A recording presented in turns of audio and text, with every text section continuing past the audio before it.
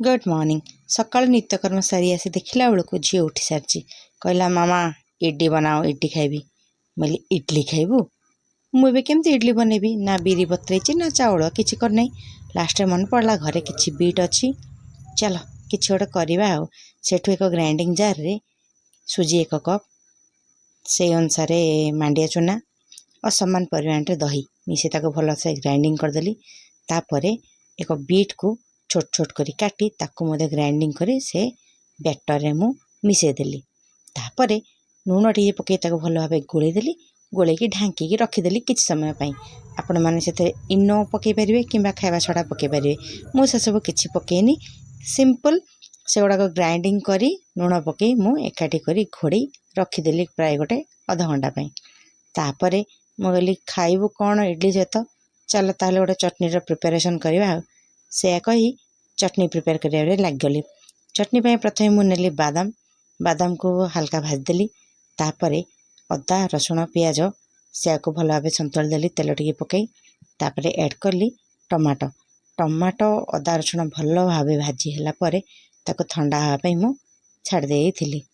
से गुड़ाक ठंडा है छोट ग्राइंडिंग जार रे से गुड़ाक भल भाव मु पेस्ट कर देली। देखो चटनी हो सारी यहाँ गोटे सुंदर तड़का देदेली।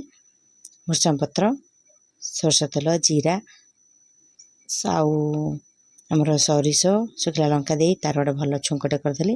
बर्तमान रेडी होगला आमर इडली चटनी। चलते बर्तमान इडली बनवा को जीवा कहीं झीर डिमांड थी इडली खाइब।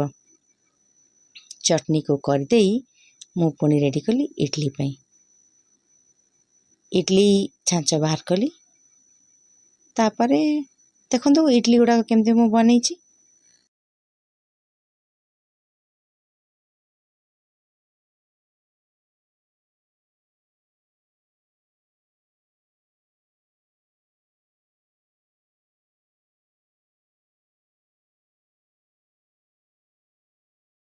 सिंपल इडली छांचरे अल्प किसी सोरष तेल दे चारिटे मु स्प्रेड करदेली।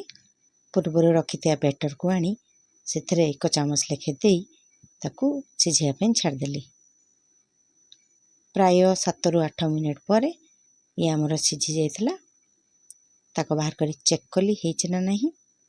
तापर ठंडा हला परे मु इडली को सर्व करिया पे बाहर करथिली।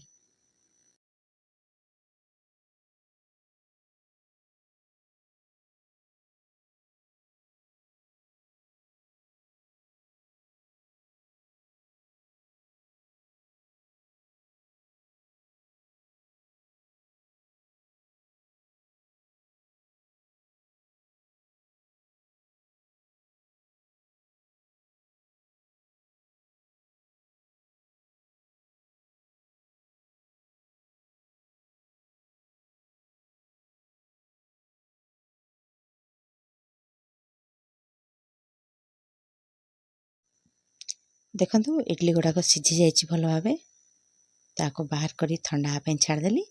ठंडा है आपे इडली गुड़ाक सुंदर भाव सहजरे बाहर जाऊला। तापर आरंभ है खाइबा पर्व। जा हो सकाळु झीर फरमाइश रहा आ 8:30 9टा सुधा इडली चटनी तापे प्रिपेयर हो गला। मु तो भावुली केमिति करी ताकू इडली आनिकी कौटू देवी कौन मार्केट किणी आनी इडली देवी। जा हो मोर मांडिया इडलीटा तैयारी होगला।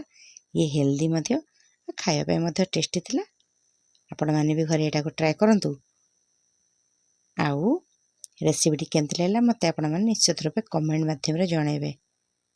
सकाळर ब्रेकफास्ट हला पुणी आरंभ है लंच पाई प्रिपरेशन।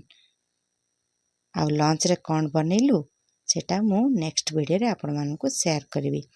वर्तमान चलंतु म ठंडा हलानी इडली खाइबा हमें। जय जगन्नाथ।